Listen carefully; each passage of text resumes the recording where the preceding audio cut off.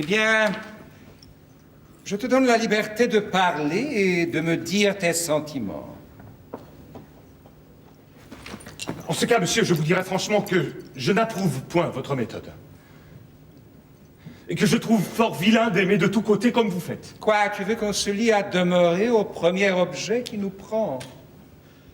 Qu'on renonce au monde pour lui et qu'on n'ait plus Dieu pour personne? La belle chose de vouloir se piquer d'un faux honneur, d'être fidèle, de s'ensevelir pour toujours dans une passion et d'être mort dès sa jeunesse à toutes les autres beautés qui nous peuvent frapper les yeux. Non, non. La constance n'est bonne que pour des ridicules. Toutes les belles ont droit de nous charmer. Et l'avantage d'être rencontrée la première ne doit point dérober aux autres les justes prétentions qu'elles ont toutes sur nos cœurs. Pour moi, la beauté me ravit partout où je la trouve. Et je cède facilement à cette douce violence dont elle nous entraîne. J'ai beau être engagé, l'amour que j'ai pour une belle n'engage point mon âme à faire injustice aux autres. Je conserve des yeux pour voir le mérite de toutes et rends à chacune les hommages et les tributs où la nature nous oblige. Quoi qu'il en soit, je ne puis refuser mon cœur à tout ce que je vois d'aimable.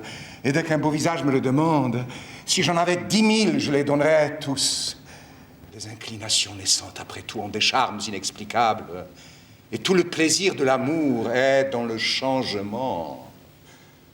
On goûte une douceur extrême à réduire par son hommage le cœur d'une jeune beauté, à voir de jour en jour les petits progrès qu'on y fait, à combattre par des transports, par des larmes et des soupirs, l'innocente pudeur d'une âme qui a peine à rendre les armes, à forcer pied à pied toutes les petites résistances qu'elle nous oppose, à vaincre les scrupules dont elle se fait un honneur, et l'amener doucement où nous avons envie de la faire revenir.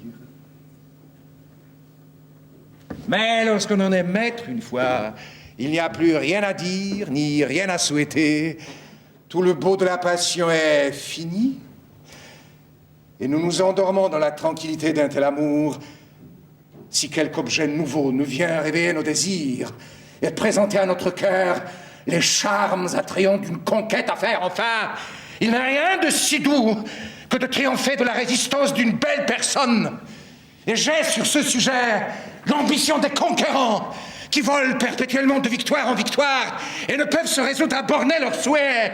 Il n'est rien qui puisse arrêter l'impétuosité de mes désirs. Je me sens un cœur à aimer toute la terre.